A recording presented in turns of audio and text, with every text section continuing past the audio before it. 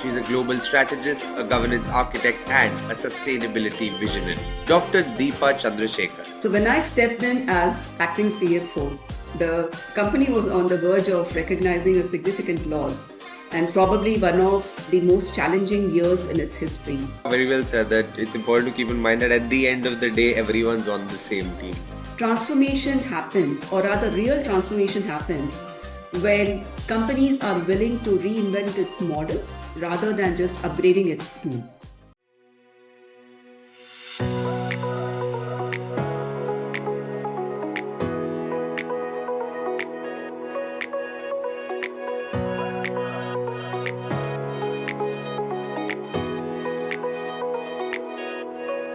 Hello, everyone, and welcome back to FaceTime with Leaders, powered by Directors Institute World Council of Directors. I'm Taneol, and today we're stepping into a world where finance meets foresight and where governance isn't just compliance, it's culture. Our guest today is someone who's redefining what it means to lead with numbers and with purpose. She's not just a finance executive, she's a global strategist, a governance architect, and a sustainability visionary.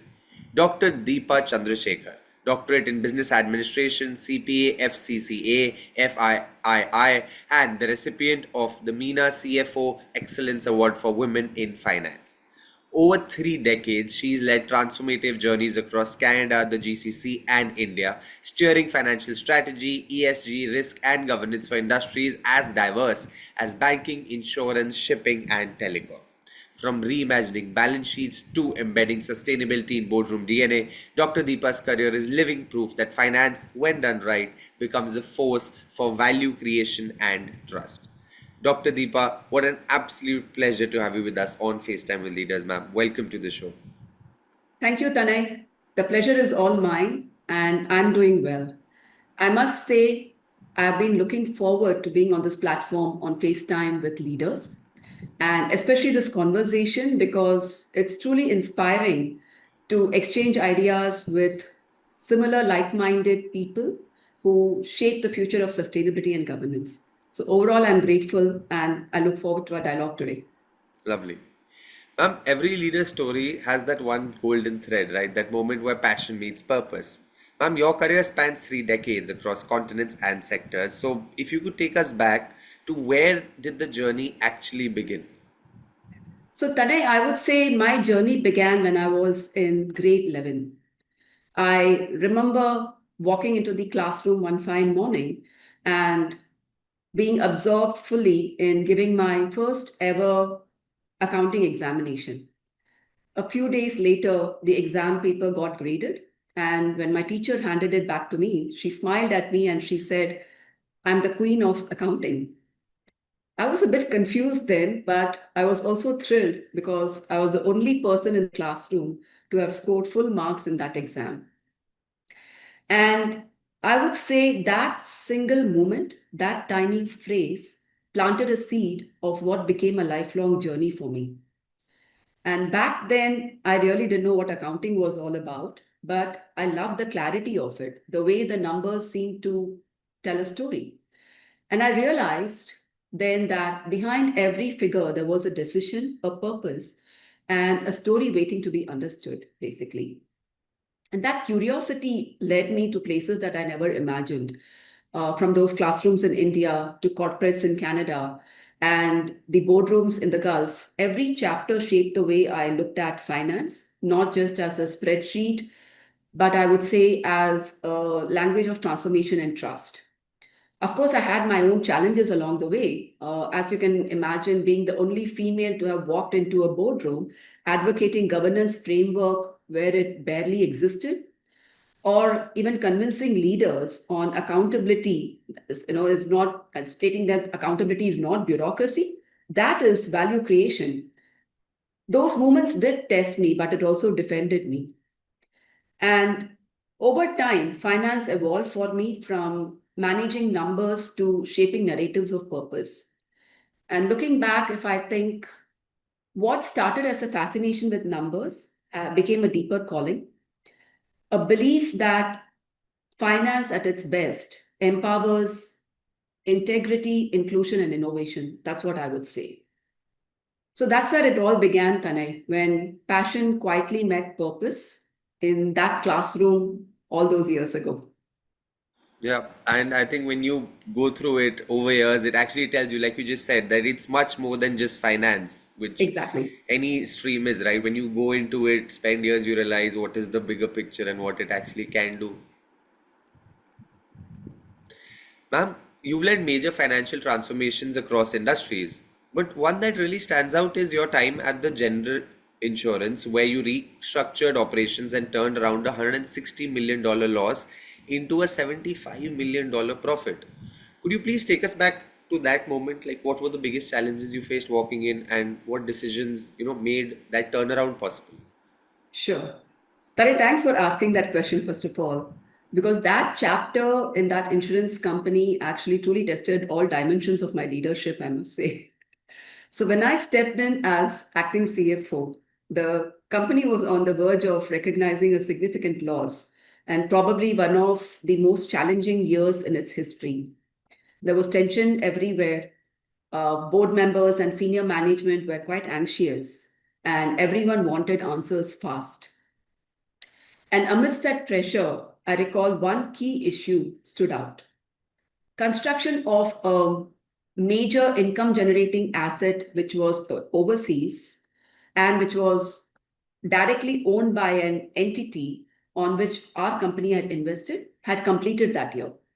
And the underlying entity recognized that asset at its cost in its own balance sheet based on the local country's accounting standards. And at that very same time, we had sought an external expert opinion who had advised us that we would also be required to account for that asset at cost in our own books. So everyone accepted that view, except for me, because something in me said that I had to look again.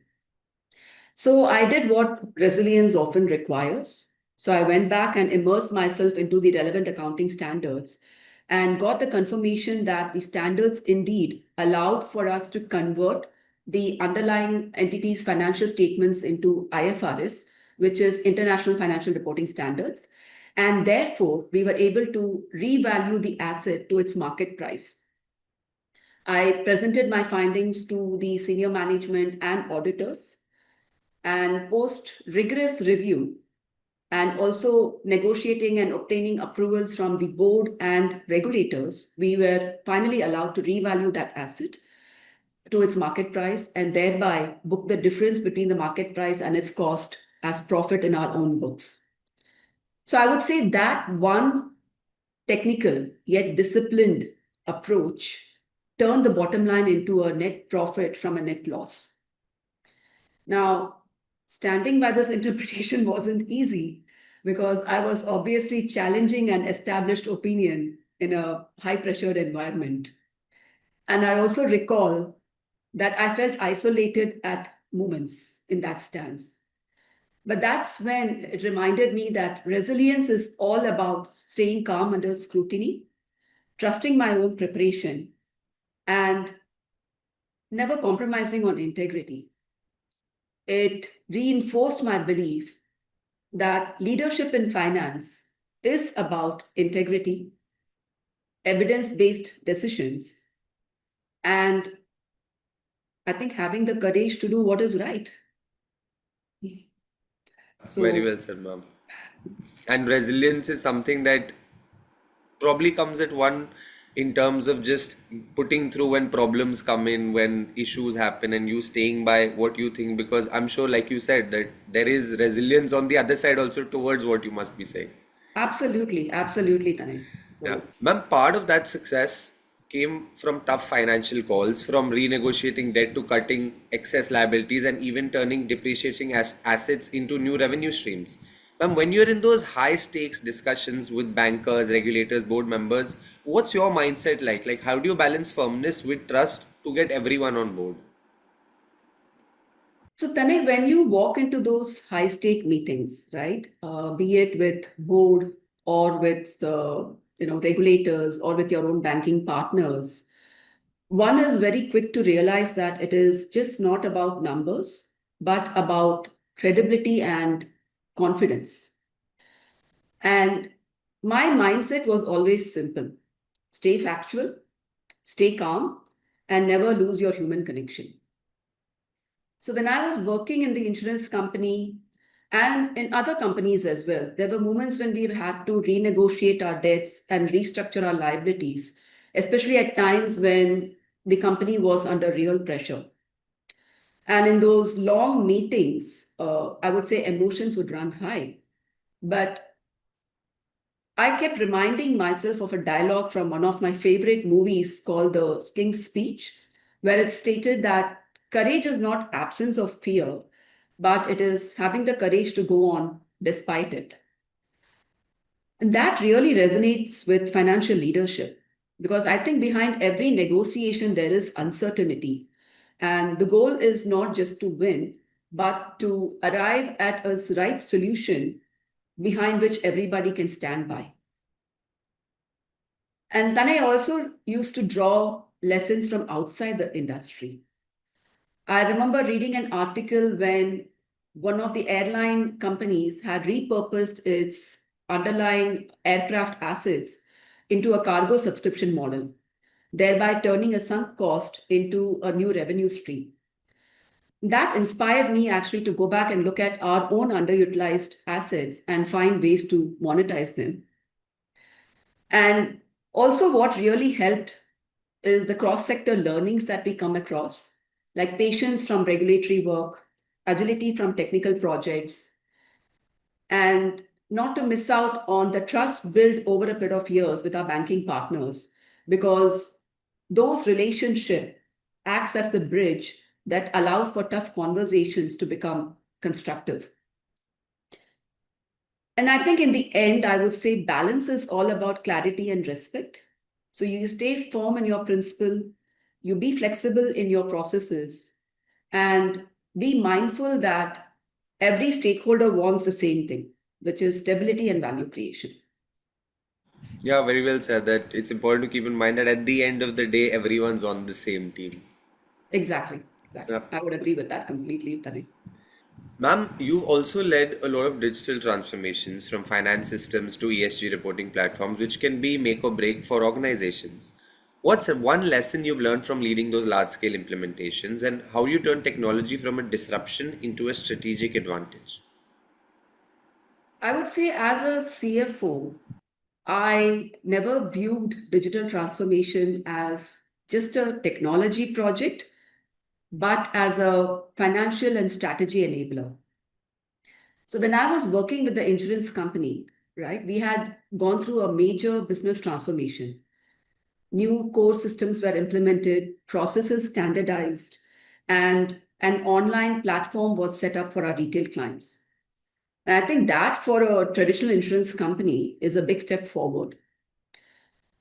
And Tanay, I remember at that time I was reading a book titled The Innovator's Dilemma, which talks about how transformation happens, or rather, real transformation happens when companies are willing to reinvent its model rather than just upgrading its tool. And that perspective actually guided me because when we were looking at the new systems, I focused on measurable impacts like faster closing of the month, improved cash flow efficiency or visibility, efficiency in operations. And for the online platform, it was not a question about can we go digital, but it was about can this platform generate new and sustained revenue. And of course, with any projects where challenges are there, we too had our share of challenges in this transformation. Staff adapting to new technologies, process alignment across subsidiaries and functions, and keeping cost at check at the same time. But what really helped was to set clear KPIs, engagement of team early in the project, and actually building accountability around benefits realization, not just the implementation part. And over time, the team started realizing that technology upgrade is not a disruption, but empowerment, because it allowed them to work smarter and their decisions sharper. And for me, I would personally say that a real reward from digital transformation comes when information evolves into insights and insights evolve into decisions. Because Tane, ultimately it is those decisions, that build trust. Yeah, very well said, ma'am. Okay, ma'am, now let's switch gears for a bit. It's time for our very own rapid fire round. Okay, all A right. few quick questions, and all I request you are some quick answers. So, are we ready? Sure, sure. Yes, I am Lovely. ready. Lovely. What's the first thing you do when you start your day? I would say 5 minutes of reflection because it allows me to stay centered before I start my day with meetings. Lovely. Your comfort food after a long day of meetings and strategy sessions. Hot parathas with curd and pickle. Great. One hobby that instantly helps you unwind. Well, I play a musical instrument called Veena, Okay. and that really helps me unwind very quickly, actually. Lovely. A movie you watched far too many times but still enjoy every single time. Oh, I would say Lord of the Rings. Great. One app you rely on the most. Well, there are several apps, I would say, but since you're asking me to pick one, I would say it's WhatsApp. Your favorite travel destination, the place that always re-energizes you. Any place that offers me a scuba diving opportunity. Yeah, But if I have to really pick one, I would say it's Sri Lanka. great. A song that never fails to lift your mood. Oh, that's a little difficult to say because there are lots of songs in Hindi, English, and Tamil language which motivate me. But again, if I have to pick one, I would say Unstoppable by Sia. Great. Your all-time favorite sports person.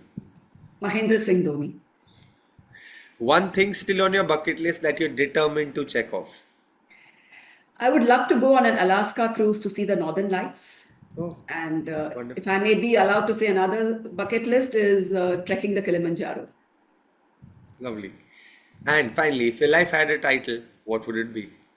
Ah, I would go with Unstoppable, the story of a woman who refused to pause.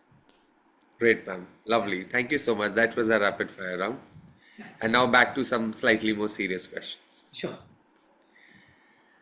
Ma'am, in the world of finance and insurance, we've seen major scandals like from global accounting frauds to misreported financials and governance breakdowns that cost billions of value in reputation and value.